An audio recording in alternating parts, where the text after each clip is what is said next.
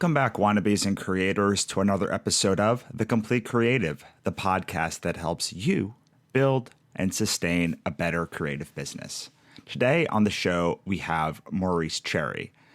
I met Maurice at Podcast Movement in February. I was literally just sitting at one of the tables. He was sitting at one of the tables doing work, and we struck up a conversation, and I was just fascinated by his story. He is a creative strategist at glitch.com.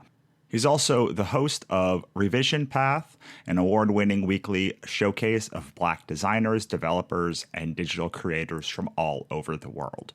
Revision Path was the first podcast ever chosen by the Smithsonian for inclusion in their collection. So I wanted to have Maurice on the show to talk about branding, building a podcast, maintaining a podcast for 7 years, and a whole lot more. Before we get into the show, I want to remind you that we have a collection of resources over at thecompletecreative.com to help you build and sustain a creative business. The most relevant to this show is our free business course. It's a 10-day email-only course, which shows you all of the most important steps to build a rock-solid foundation for your creative career. And you can get it by going to thecompletecreative.com/FBC. Or you could head on over to thecompletecreative.com and check out any of our old podcasts, archives, our blog posts, or any of our free courses. And don't forget to rate and subscribe to make sure that you get these shows every single week. All right, that being said, let's get on with the show. Take it away, Maurice. Tell us what you're passionate about these days. Right now, I am passionate about getting out there and talking to the design community. I have a podcast called Revision Path where I talk to Black designers, developers, and creatives from all over the world. We've been doing it now for 7 years, and this feels like the first year where we're really starting to actually get out there and talk to people in real time. So we just wrapped up doing a live show in Los Angeles. We've got a few other cities that are interested in having the show come there. New York, Chicago, Kansas City, Seattle, Houston. So the rest of the year is kind of looking up in terms of getting out there and being able to talk to people and sort of spread the message about the show and about the work that we're doing. That's incredible that you say that. Like it's that it feels like it's coming together after 7 years, because you were also one of the first show that the Smithsonian ever picked up as a podcast to include in their collection. So for someone to say that who's had such success previously, it's kind of gratifying to hear that you still have new heights to achieve, even if you've had such success as you have. Well, thank you. And I mean, I think that's the case because with what we talk about, and really, I think not just what we talk about, but who we talk to, sometimes it ends up just getting overlooked by other bigger podcasts that may focus on, say, comedy or pop culture or the news, et cetera. I mean, we're talking about design. We're talking about it, from Black people that are all over the world. And so it may not have the same sort of podcast popularity as bigger shows in terms of getting out there in the community. But I think the fact that, one, like you said, it's in the Smithsonian is great. But two, the fact that it's been able to sustain itself for this long, to be able to have such an ardent community to pull from, to do these sorts of live shows is really something. What do you think what do you attribute the longevity of the show to? Ooh. Wow. I would say probably just my rampant curiosity for the most part. I am always excited to talk to people for the show, even 300 plus episodes in. Like, it doesn't get old for me at all.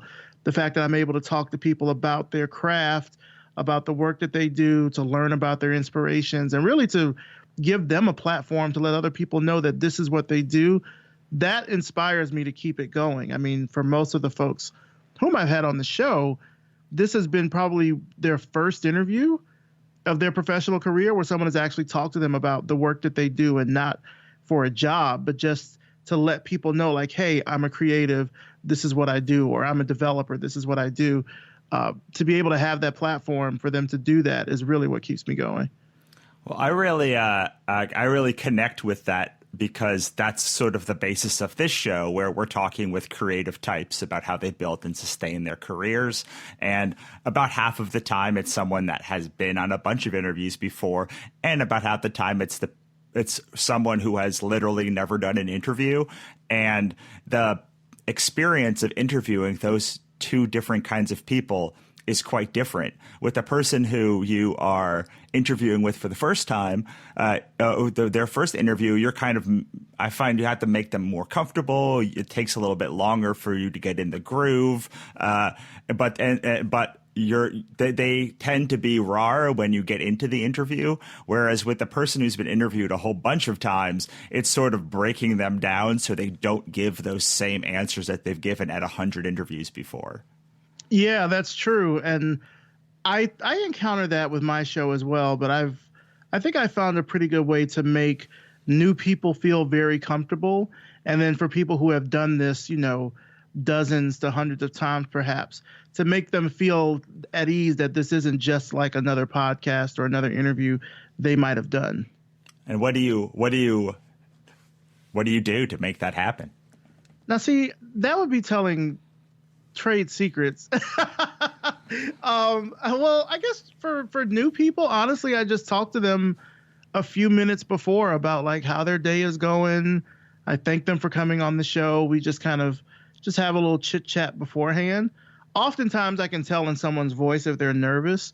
And so if we've recorded for a few minutes and I can sense the nervousness, like I can hear the gears turning as they give responses, I'll stop the show and we'll just talk some more to get them more comfortable until we get to a point where we can then start recording. Sometimes we'll record multiple times if that happens. It's rare that does happen, that we have to do it that many times. And oftentimes when that happens, it's more for technical difficulties than guest difficulties. But I don't have a problem with re-recording interviews if it makes the guest more comfortable. And I would say for those who have done this just dozens of times, I kind of try to bust their chops a little bit, not to the point where I'm being insulting or anything, but I will ask questions that sort of break them out of the same types of questions that everyone asks. Because, I mean, to be honest, I don't find that many people to be great interviewers just based on podcasts that I've listened to and things of that nature. So I try to ask questions that I know are going to cause them to pause and think about something that maybe they haven't had to consider or that no one has ever asked them. Yeah, I think if you can get someone after you ask a question to pause and you can hear them say, "Oh shit, I don't have an answer for that," in their brain, that's like my favorite moment of a show. Yeah. So what you've been doing this for a long time. I took a 2-year break between me going away, my first 150 shows and my last 20 shows. So I'm interested, as someone who's had kind of an unbroken chain for 7 years, what has changed during that time? What's changed in terms of the guests or just in terms of you doing the show? How has the show evolved from episode 1 to episode 300? I think I saw was like 334 right now. Yeah. The biggest thing that's changed, I think, is the technology. Like the tech has just changed now where people have better, more affordable microphones. It's interesting because these are microphones which have kind of always existed, but I think now that people know about them, they're available in more places. They can get them at an Amazon or a Best Buy, and they may not have to go to like Guitar Center or some specialized store to get the gear that they might need. So the audio has definitely gotten better. In terms of me, I think I've gotten better at just getting to the truth in terms of when I'm talking to someone. Like I said, if it's their first time, making them comfortable. If it's someone who's been on this, who's done several interviews, it's about sort of breaking them out of that comfort zone a little bit.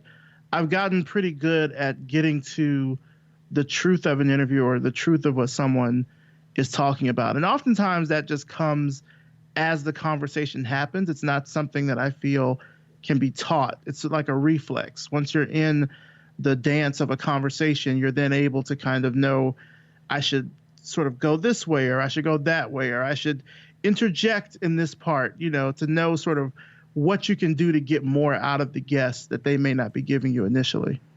Yeah, I was listening to your last interview, and I actually heard the when it happened, when you guys were talking about NASA, suddenly like the conversation changed and it became a lot more personal and conversational once you were able to sort of break through that first 10-minute block. Not that it wasn't good in the first 10 minutes, but once you were able to sort of make that NASA connection, you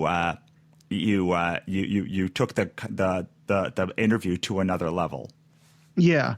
And it's something that it just comes along as the interview is going. You're like, okay, I can say something here. I can, really drive the conversation this way. So I'm almost like producing the interview as it happens when I do that. No, I definitely feel that. And it sounds like me and you have a pretty similar way that we go about interviews. I want to move back, though, for a second.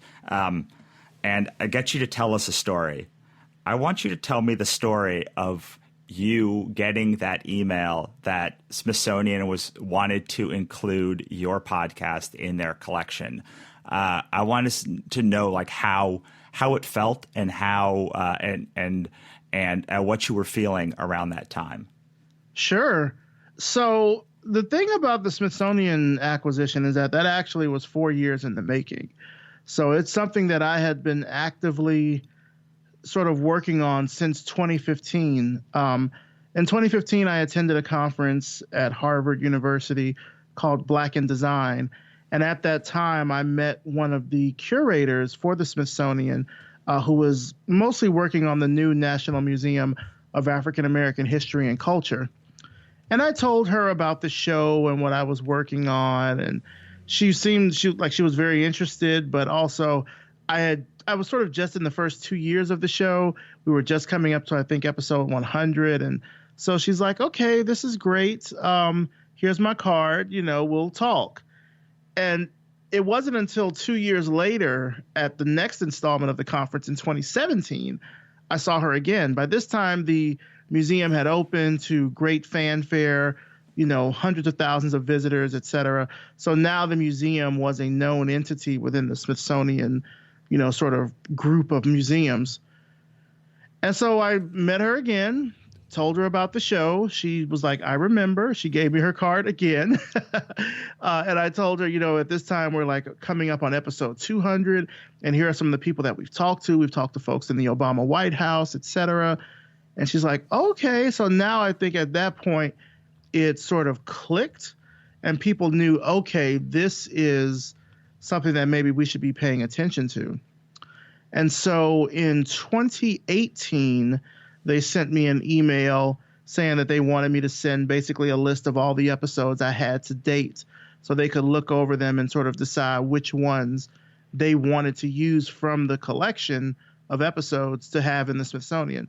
So I sent them a spreadsheet full of all the names and URLs. They got back to me, said, we want these 10. And so when that happens, what they basically have to do is obtain something they call museum use rights. So they would have to contact each of the guests that I've had, talk to them about what they're trying to do, get their approval, et cetera. And that took, I would imagine that probably took the rest of the year because they finally got back to me in 2019, last year, to let me know that, these are the episodes that we want to have. They basically sent, I had been in conversation with them in email back and forth about what was going on, telling them that I'm coming up on episode 300, et cetera. And they sent in the mail a deed of gift that basically says, these are the episodes. If you sign this and get it back to us, that means this will be in the Smithsonian. And so it was coming up on our 300th episode, and I had the guest for the 300th episode already booked. I was going to be talking to Hannah Beekler, who's the Academy Award-winning production director, most notably for Black Panther, but she's done a lot of Ryan Coogler's films as well. So I wanted to kind of sneak that one in. And so I asked them, do they have room for one more? So instead of 10 episodes, could they take 11? And they were all for it. And I thought they would be all for it because the summer prior to that, I had actually went to go visit the Museum of African American History and Culture and saw how much Black Panther stuff was like in the gift shop and everything. And so I'm thinking, oh yeah, they'll take it. I just have to find a way to massage it in, I guess. And they did, which was great. I'm glad for that. They actually used 2 Black Panther episodes that we recorded. So the one with Hannah, and then we did a roundtable episode, me and 3 other designers, about the art and design of Black Panther. And we managed to release it, I think the week after it aired, I believe we released that episode. So while there was a lot of podcast talk that was reviewing the movie, we were probably the only podcast that actually reviewed the art and the design of what all was going on in the movie. And so they amended the deed of gift, sent me a new one. I signed it. They countersigned it, sent a copy back to me. And I was like, this is great. At the time, we were using a PR firm called, I think they were called McMartin Daniels was the PR firm. We were using a PR firm because we wanted to get the word out about the 300th episode. But then the Smithsonian stuff happened right along that same time. And so we had to work with their Department of Internal Affairs to ensure that we were making the correct claim that this was the first podcast in the Smithsonian. Now, it is attributed to the National Museum of African American History and Culture, but the Smithsonian is a group of like 19 museums. So if it's in the Smithsonian, it's technically in all of them. It may not be a freestanding exhibition, but it's in there. It's part of the archives. And so we wanted to make sure that claim was true before we started just going and telling people about it. Because the one thing we didn't want to do is to say that, and then someone's like, oh, well, actually, no. But no, they confirmed that it was the first podcast. And once that happened, we, wrote a press release, put it out on the wire. A couple of places picked it up, Fast Company, MSN, among others. And the word got out that this was the first podcast that was part of the Smithsonian. And that's pretty much how it happened. It was a long process. I'm not going to say that I was working continually over those 4 years. There were certainly some breaks, but the fact that I was able to consistently keep the podcast going, consistently letting them know that the podcast was still around and just keep their interest up, I think is what's really sort of made this all happen. That's the part that I pulled out from this part. Not that I'm happy that it took so long, but I'm happy that it took so long with regards to this interview, because it shows that you met somebody 5 years ago, you got in their ear, then you met them again, and then you talked to them for 2 years. And the success is never point A to point B. And it took you going, it took a long path, and it took you finding this person and being in a place with them at a convention, and then seeing them again and showing that you had stick-to-itiveness and that you were still you were still going strong. And then it took you still being around 2 years later for this to all mature. And so often, we're told that the path to success, there's just some silver bullet. And it's nice to hear. It's always nice to hear every time I hear it, even though I know that it's not a silver bullet or it's not going to happen overnight, that these things take time and energy, and there's a lot of failure points along the way.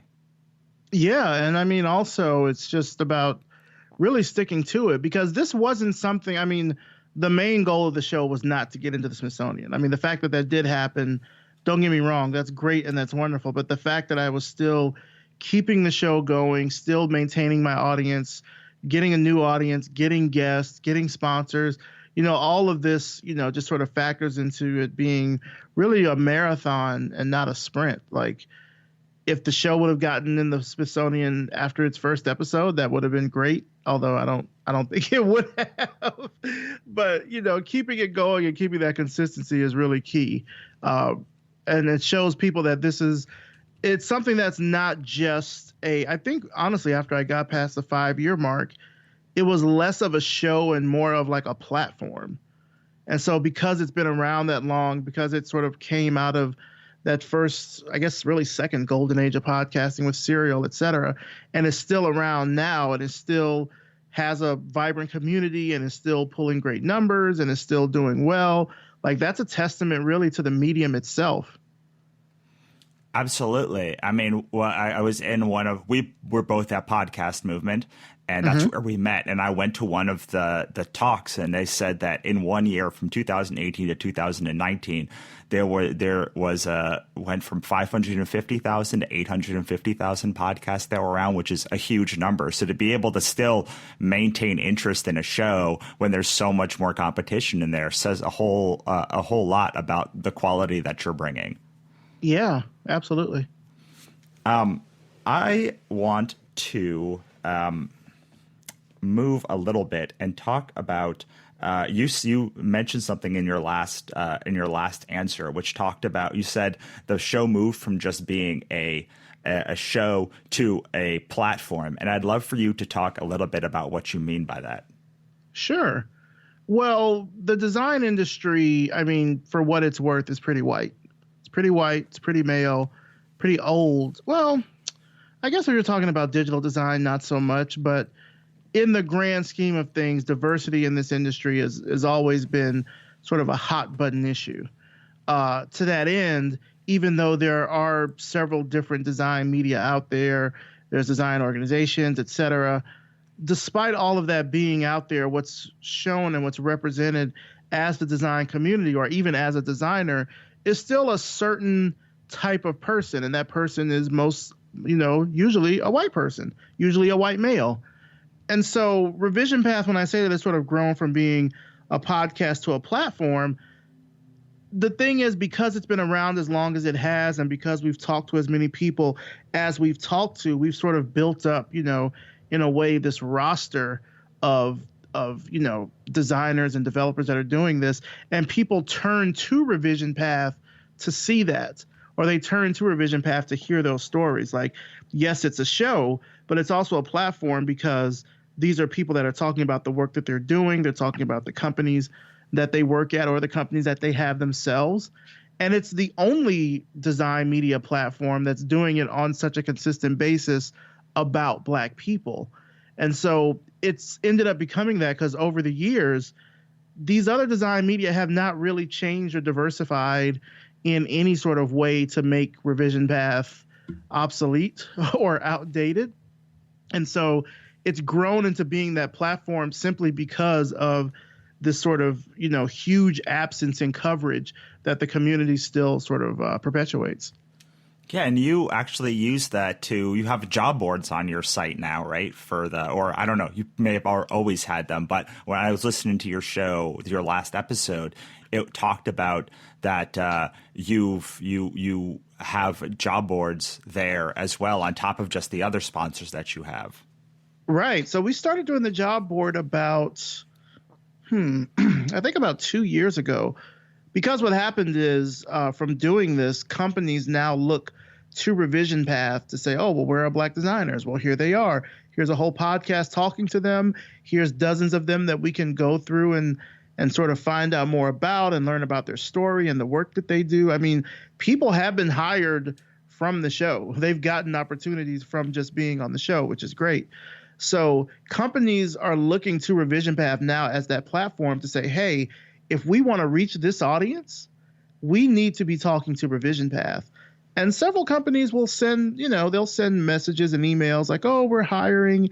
Can you let your audience know? Can you let your people know that this is something that's going on? Well, they don't say people, but you know what I mean. They want to let the audience know that they've got jobs and things like that.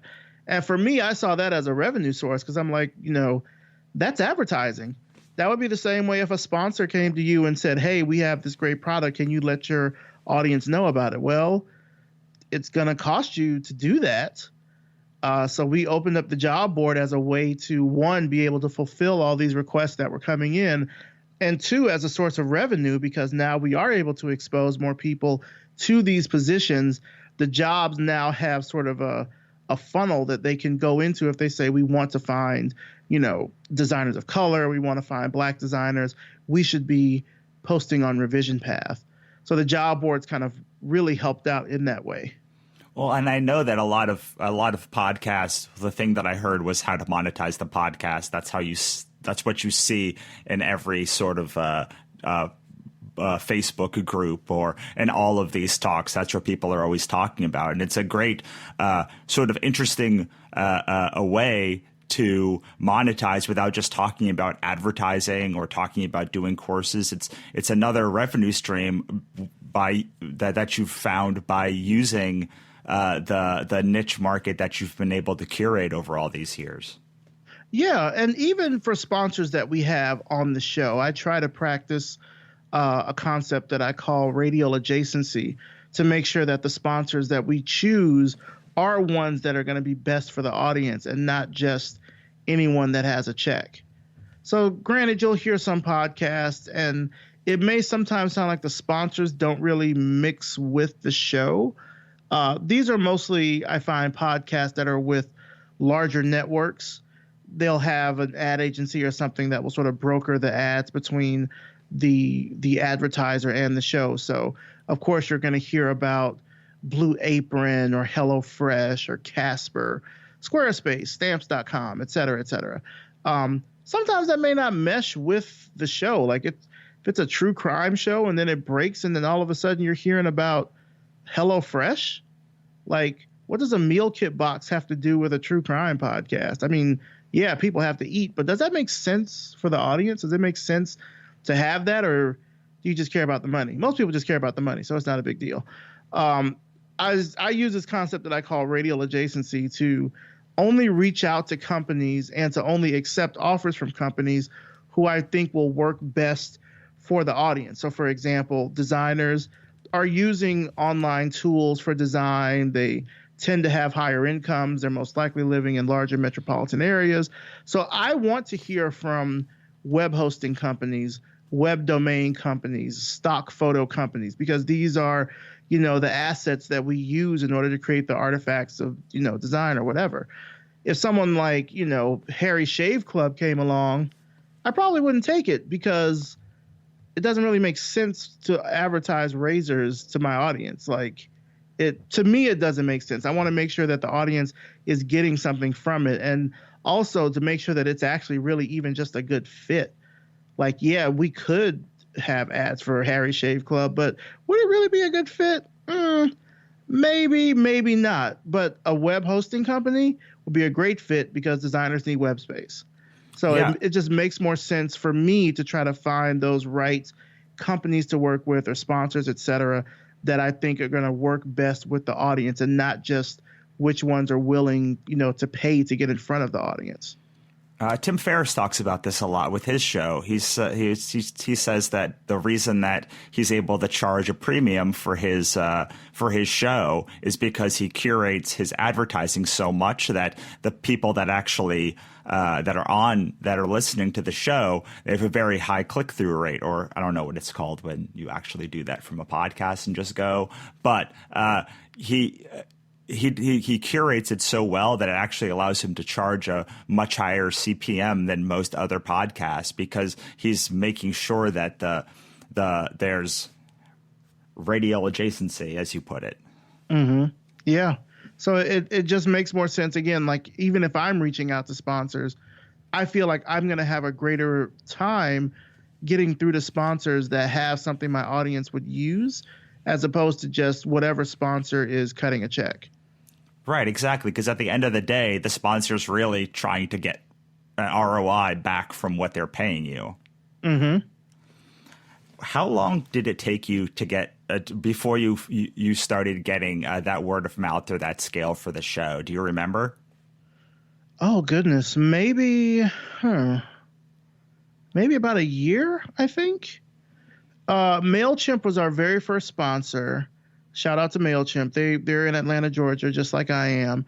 And I had already worked with them for years, back when I had my creative studio.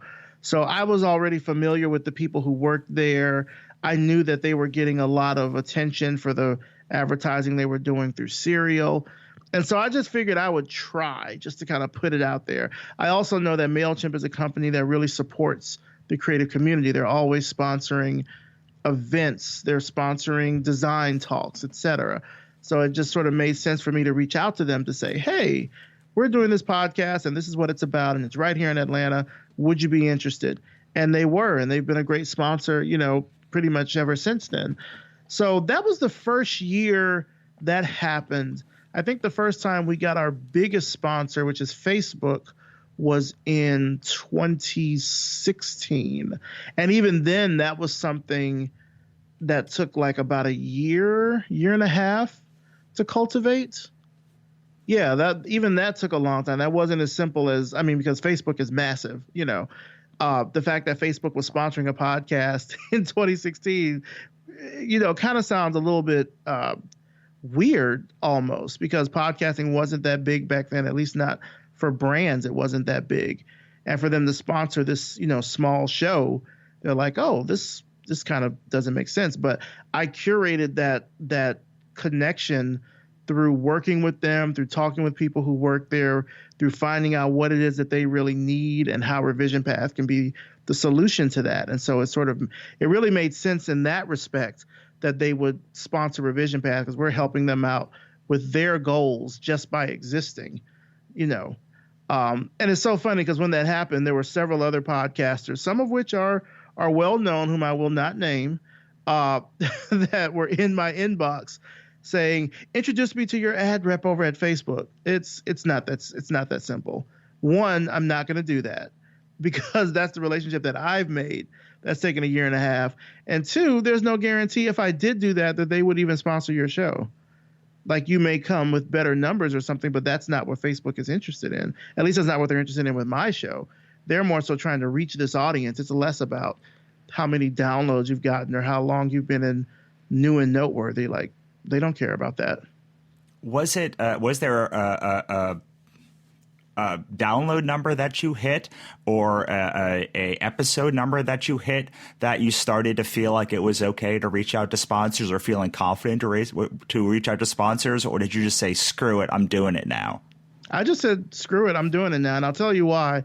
Because when I first started the show in 2013, there were other design podcasts that were around, mostly just all white men talking to each other or talking to other white men about design. So I was already, kind of an outlier in this field. I did a lot of outreach to other design podcasts to talk to them about, the possibility of doing maybe guest swaps, or if there's ways that I could help out with what they're doing or something like that. Many of them either never responded, or when they did respond, it was negatively, it was harshly, it was in a way that made me feel like, oh, well, there's no real community here. At least it didn't feel that way to me, because a lot of it was very racial in terms of the terms they would use and what they would say back and stuff like that. And so once I really saw that I'm not going to get the support that I need from the design podcasting community, I need to just run my own race, that's sort of when I just said, well, let me just start reaching out to people. Because the thing is, I still have a studio to run. I'm still doing cold calls to clients and things like that. So I might as well use those skills to try to reach out to companies and see if this will work. I mean, outside of the company, I knew the accomplishments I had didn't make me, just some regular guy off the street. So hopefully by having this podcast as an opener to at least start the conversation for sponsorship and to let them know the audience that they would reach, it could only really be a good thing. Now, granted, there were people that said no. We certainly had people that said no, but a lot more people said yes than I thought. A lot of companies that we've worked with in terms of sponsors, we worked with Creative Market, with Hover, Facebook, MailChimp, Google, SiteGround. We've been very fortunate to be able to work with these companies, for years and years, honestly, to be able to connect them with our audience. And I don't think that would have happened if I was still trying to sort of, I don't want to say get along with my fellow design podcasters, but if I wasn't trying to, I guess, link with them, if that makes any sense. It just ended up feeling better for me to just go my own way and just forge my own path and worry about the audience that I have instead of the audience I'm trying to get. So once I focused on that, like, what's the most value I can offer to the audience that's tuning in every week, that's downloading, that's writing me? How can I give back more to them? And so doing that also empowered me to be able to, talk to them and get survey information so I can put a kit together so I can start reaching out to companies, because I feel like the worst they can say is no, or they don't respond at all. But many of them said yes. And so I'm very grateful for that. And it must have also helped you curate the show in the future, too, by being able to reach out to them. I'm an author, and I deal with a lot of authors, and I always tell them, deal with the people that are reading your book, not the people who aren't reading your book, and try to find more of them. And when people sort of can hone in on the person that is listening, hardcore listening, or hardcore reading their books, suddenly they're able to put out better content that's better suited for those people, find better guests, and just curate an experience that those people will love and will allow more of them to show up and know that they're in the right place when they do. Mm-hmm. And sometimes, I'll be honest, like, it's worked. Well, I wouldn't say it's worked, but it's been a double-edged sword. Now, there are sometimes people will not want to come on the show because it's had this many guests, or because I've had these sponsors, because they feel like they aren't at the level yet where they should be on a show like that, which I find to be very interesting. Yeah, that is interesting. But I know that a lot of times people psych themselves up. I was just talking about this on another interview that I recorded, where I will go to a show and I'll give my email out to people, telling them to email me if they have questions. And just because, like, I'm a pretty well-known person in a specific scene, they think, oh, well, I can't, like, I know he said to email him, but he doesn't actually mean it because he's way too busy. And I'm like, I am not way too busy. I'm actually telling you to do the thing. And I'm happy for when you actually, like, reach out. But yeah, I think a lot of times people get in their own way. Yeah, I know that feeling all too well. One thing that I try to do for conferences, like, I'll try to reach out to people within 48 hours after I get their card, just to let them know that for two reasons. One, I don't keep business cards. If I email you, your email is now in my email that I basically live and die by my email client. So, like, if I've emailed you, then there's a good chance that I'll be able to recall that if I need to. But two, it lets them know that I'm not just out here, just some random person. Like, let's find a way to connect, because there's people that I've connected with at conferences, et cetera, that we may not have found a way to work together directly, like, right away. But a few years down the line, an opportunity might come along and I'm like, oh, I know this person who does this. Or if I'm looking for guests for a show, maybe not for my show, but for other shows that I've produced, then I can refer the person that I knew from this conference for that opportunity or something like that. So, yeah, I know what you mean. Absolutely. And there's someone I met a couple of years ago said it was talking about your monkey brain, and you've only got like 150 contacts you can keep in one time. And I find that if I interview someone within 48 hours of me getting home from a show, I've still, like, locked it. I'm still in their monkey brain, and I can, like, and then they will remember, as opposed to if even 2 weeks later, they're not going to remember that interaction. Yeah. I try to keep all of that, just so between my email client and Notion, which is this sort of new, I don't know what the best way to call it is. It's sort of like Evernote or something on steroids, but between those two, like, that's my digital brain. Anything that I need to recall is probably in one of those two spaces, so it doesn't have to sit in my head. I just tend to have good recall, especially with my show. I tend to have pretty good recall. So if I'm meeting someone at a conference or something like that, I'll email them. So then, okay, your email is now in my email system. So if I need to reach you again, I can do so. Like, I'm not going through stacks of cards to try to find whomever. I just don't do that, because if I do that, then I know I won't remember. But at least my email client remembers, or Notion remembers that I've taken notes on this, or I've talked to this person, or something like that. Absolutely. And I think once you get back from something like that, a convention, you're most amped to do something. You're most ready to do a change or to look for other opportunities when you've gone a couple of weeks without you're kind of settled back into your old life. So when someone emails you, and this happens to me, someone will email me like months later and I'm like, oh my God, I did tell them to email me, but I meant like soon, like because I'm excited now, and a year later I'm not going to be excited. Yeah, someone did that to me recently. It was oh God, I think it was a Lyft driver. So I don't know if this happens to you, but I'll tell people, like, if I'm writing in Lyft or something, and they ask me what I do, and I tell them I either do a podcast, or in the past I told them I've had my studio.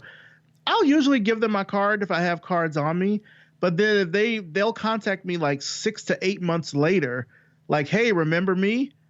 Do you know how many Lyft rides I've taken in the past 6 to 8 months? I don't remember. Like, you gotta give me something here so I can remember you, which is why I will usually try to go ahead and email people as soon as I can, especially after an event or something, because the half-life on remembering that stuff is extremely short. And especially with me juggling my podcast and a full-time job and other projects that I'm working on, like, I'm not saying I don't have good recall. I do have pretty good recall, but like, it ain't that great where I'm going to remember, oh yeah, the random Lyft driver from 6 months ago who I gave my card to. I don't even remember what your first name was. Not to be dismissive, but like, I wouldn't remember. Right. Exactly. Yeah. I totally agree with you. I want to talk about, because we just got back from this conference, right? And one thing that I learned from this conference was I don't actually know anything about podcasting that I thought I knew about podcasting. And one of the things I was going for was to try and figure out if scaling a book was a lot like scaling a podcast. If there's a lot of similarities to that. I've scaled a lot of books. I've had a lot of successful books. I've helped a lot of authors build their platforms. But I was not sure if podcasting was somewhat alike, very much alike, or not alike at all. So I would love for you to talk a little bit about your best lessons that you've learned in like getting the scaling a podcast up, so I can make some notes and see if it's actually sort of similar to the stuff that I've been doing in my career. Okay. The best way, I guess, of scaling a podcast up, I mean, as early as you can afford it, get help as early as you possibly can, whether it's an editor, whether it's someone who can write show notes for you, someone that can handle more of the technical things. As early as you can possibly afford it, go ahead and hire someone because go ahead and hire someone because it's just much easier to scale once you've got that additional help, because as one person, you can only do so much. There's only so much you can do. Like, I think I got when did we hire RJ? RJ is who is my editor, RJ Basilio, who is great. I think I've been using RJ since 2015, perhaps. And we took a year off in 2019 because the show was part of a media network. And then we got off that media network, and we've since hired RJ back. But I would not have been able to keep this same weekly momentum going without him at all. The fact that I can record the episode, send it to him, and then he can send me back the finished version is great. That takes so much off of my plate that I don't have to do. I don't have to sit and listen back through the interview and edit it and everything. That's what I'm paying him for, and it's great. So as soon as you can, hire the staff that you need to take those sorts of tasks off of you. So that's the first thing. The second thing for scaling is build a system, but build a system that works for you. Everybody's system doesn't work for everybody. For me, for example, I mentioned, again, this tool called Notion because I love them. My entire show is in Notion. I actually showed this whole workflow to someone at I showed this workflow to someone at Podcast Movement, and they were blown away. Like, everything that you need for my show is in Notion, on an app, on my phone, right at my fingertips. And I mean everything. If I need to look at past guests, if I need to look at a question bank, if I need to pull a logo, if I need to get my sponsorship kit, all of that stuff is just a few taps away. in Notion. Now, it took me a little while to set it all up, but now that it's all set up, it's right there for me to have as soon as I need it. We also have a production schedule between my social media person, Robert, and my editor, RJ. We have a weekly production schedule because, one, I don't want anybody to work weekends, so we just do Monday through Friday. But with the production schedule, I'll say, okay, bet Monday, publish new episode, first wave of social media updates go out. Tuesday, we begin production on next week's episode. I'll record the intro, outro, job posting stuff, send it to my editor.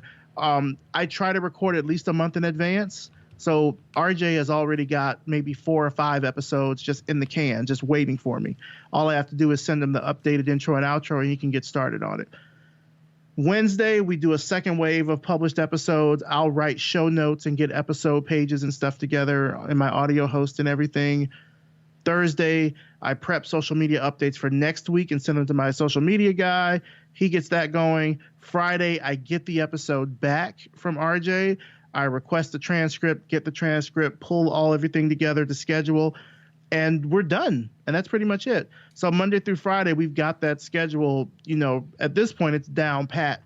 And so even if I'm like out for a week or something like that, I can scale it up if I need to do it for 2 weeks or something like that.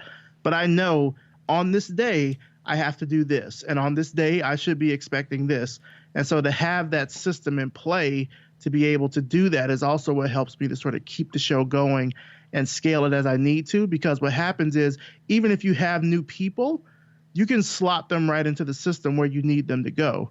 And so that way it makes it a lot simpler to scale as you need to. Because then if, just in the event you would need to have a new person or something like that happens, you don't have to spend a whole lot of time getting them up to speed. You let them know, okay, on this day you do this, on this day you do this, and that's it.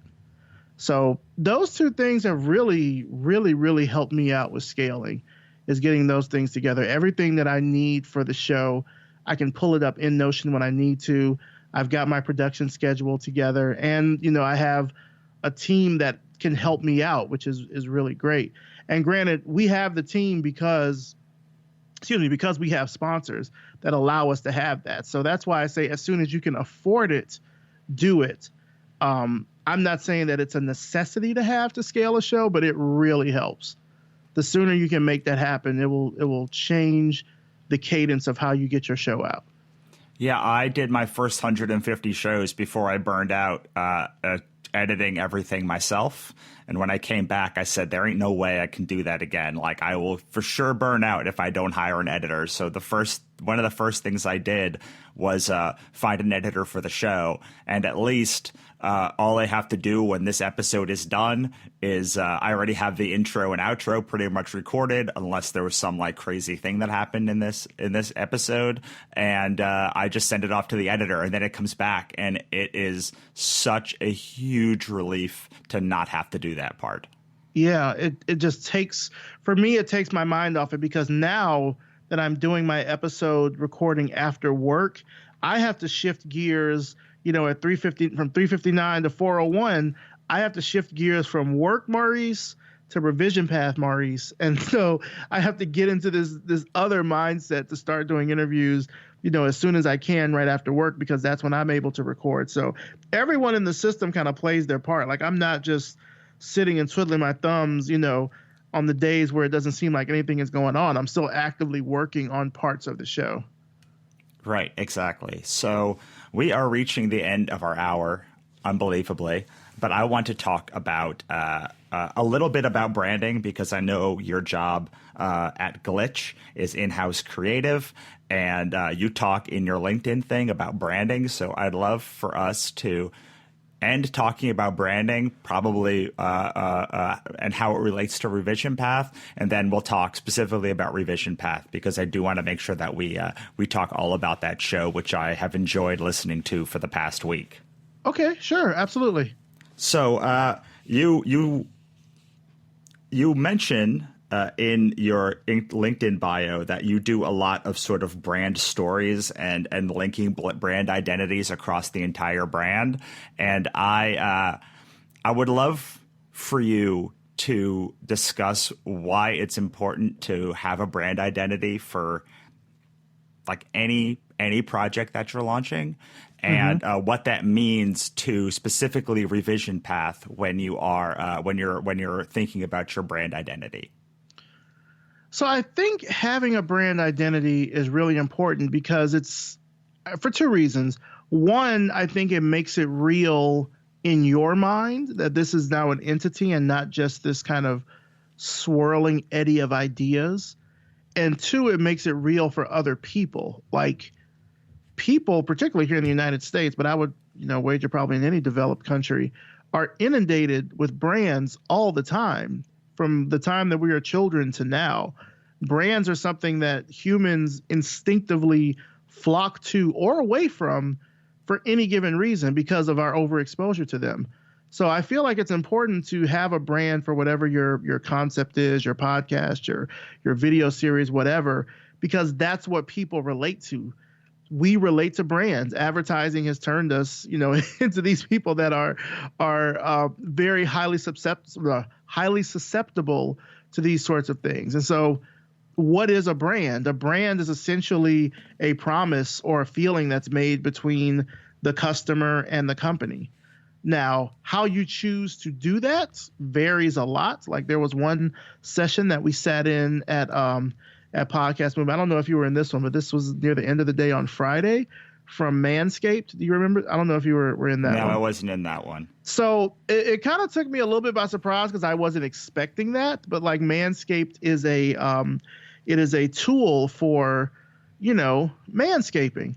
And so the presentation is not, I don't want to say is not professional, but the presentation was talking about, bush and balls and pubes and stuff like that. And I'm like, oh, I was not expecting that. Now, granted, they did give information about how they do their branding and things like that. But there are people that latched onto that. Like they had a room full of people that were dialed into that specific thing because that's the promise that they made to those people. Like, hey, if you come for Manscaped, this is what you're going to get.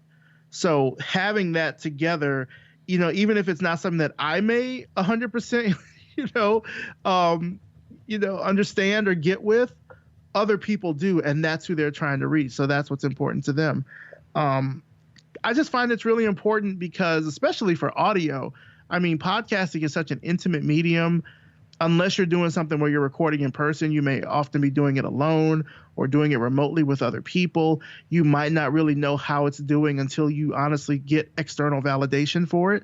Like you see numbers in your audio host or you get reviews from people or people email you. That's how you kind of have a benchmark to know that you're doing well. And so having a brand just makes that easier for people to latch onto, to be able to say, okay, this is something that I identify with. This is something that I like, and this is something that I want other people to know about. Yeah, I heard once that it was something that having a brand is like a magnet, and a magnet attracts the right people and repels the wrong people really quickly. And the stronger your magnet is, and the stronger your brand is, the more easily it will magnetize the right people to you. Yeah, absolutely. Absolutely. So let's talk about your brand, Revision Path, now. I know we talked a little bit at the beginning, but I always like to come back to it at the end because you've just given all of this great value, and it's a great time for everyone to sort of learn more about you. So could you talk about Revision Path and what the show is and what its mission is, maybe? Sure. So Revision Path is an award-winning weekly showcase of the world's Black graphic designers, web designers, digital designers, developers, really just digital creatives. And like I've said before, it's from people all over the world. You're not going to necessarily find these people on any other podcast, but I guarantee you that the stories that you hear will be relatable when it comes to, imposter syndrome, career success, breaking out of a small town, convincing your parents that this is what you do for a living and that it's not a hobby, things of that nature. We try to make sure that it is relatable to people. I'd say our average audience is probably like between like 18 and 30 perhaps. So like students to young professionals, but we do have a lot of people outside of those ranges that do listen, particularly in the upper range. It's really a show for creativity. If you are interested in hearing stories from creative individuals, if you're interested in learning more about a specific type of design, if you're even interested in just learning about who this person is because you saw their picture and thought, oh, this looks like an interesting person, I want to know more about them. Like, this is really the show for you. We come out every Monday, usually between 7 and 10 a.m. I try to get it out in the morning so it can be people's source of inspiration for the week. We've got over 330 something episodes. As you said earlier, we're coming up on episode 335. We've talked to people on every continent except Antarctica and South America. I hope to get some people on South America this year. So it's just a great show. I mean, I'm biased because I host the show, clearly, but the conversations that you get on this show, you're not going to hear anywhere else. They're humorous. They are, full of passion. It's just like two friends that are talking. I really try to make sure that the interviews are very conversational, that it's just like two people talking over like a drinks or something like that. I don't want them to be these kind of strict question answer type of shows. So, if any of that interests you, if you like podcasts like that, if you like hearing conversations and interviews, definitely come and check us out. revisionpath.com. I mean, I certainly hope that the people that are listening to this show would like that show, because it's almost a 1-to-1 overlap of like the kind of stuff that I talk about. You said all the right things, hopefully, to this audience. The thing that I'm super jealous of is all of the pictures that you have are so beautiful of all of the guests.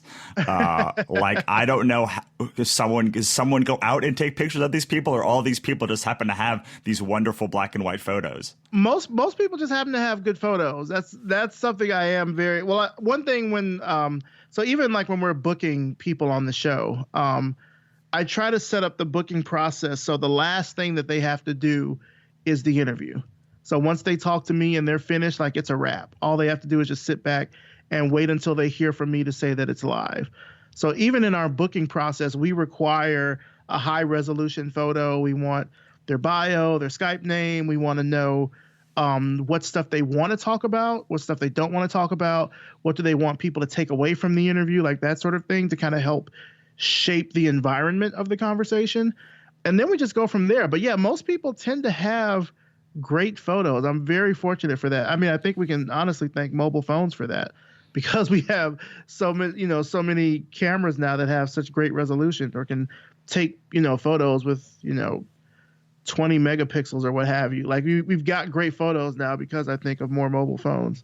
Yeah, I was looking through your site and I just kept being like, fudge, I got to step up my photo game here, because the comics people and the book people that I talk to do not have nearly the level of high quality photos that you have. Maybe I'm going to take that and make them give me a high quality photo now. Maybe that's the secret. So as we end our time here, last thing, most people that are listening to this show are probably at their drafting table or writing their book or driving to work. So I always like to give one last opportunity to get people to pay attention for the next 2 minutes while you impart the best piece of advice that you could give to aspiring creators. It could be something you said already, something that you haven't said yet. Tell us where we can find you, and then we'll say goodbye. All right. The best piece of advice that I can give is that you need to define success on your own terms. Certainly in an industry like, we'll say for podcasting, so much of what is deemed as success is coming from people that are already successful in some way. That could be monetarily, that could be the number of downloads or the reach that they have through their social profile, etc. That may work for them. That may not work for you. What you have to determine, I think, as a creative, as a podcaster, what have you, is what does success look like for me? At the end of the day, if you really think in an ideal, perfect world, what can you be happy and content with at the end of the day when you drift off to sleep? Like, finding out what that level of success is for you is going to be what makes you successful, not external validation from other people. I mean, all that shit is great. Like, don't get me wrong. For me, I'll use myself as an example. Being in the Smithsonian, great. 300 plus episodes, great. Being in the game now for 7+ years, great. Is that my definition of success? Not really. My definition of success through the show is being able to reach people, being able to change the design culture, to let people know that these are folks who are out here that are doing the work and that we are worthy of being celebrated and talked about just like everyone else. Like, to me, that's what my definition of success is. So I think for creatives, if they're looking at other people and they might have some form of imposter syndrome or something like that, really sit and think about what success means to you at the end of the day. What are the benchmarks that you're going to be the most happiest with at the end of the day? And so in terms of where people can find me personally, I'm at mauricecherry.com. It's just MauriceCherry.com. I'm also on Twitter at Maurice Cherry. You can find Revision Path at revisionpath.com. And it's also at Revision Path on Twitter as well as on Instagram. Awesome. Thank you so much for stopping by. Thank you so much for having me. This was really fun. So that was Maurice Cherry, host of Revision Path and a creative strategist at glitch.com. If you enjoyed this one, make sure to find Maurice online and let him know. Check out his show. I think you'll enjoy it. I know I do. And don't forget, you can get our free business course. It's a 10-day email course to show you exactly how to build a rock-solid foundation for your creative business over at thecompletecreative.com/FBC. Please don't forget to subscribe, rate, and review the show wherever you download this podcast. That's it for me. I'll talk to you next time.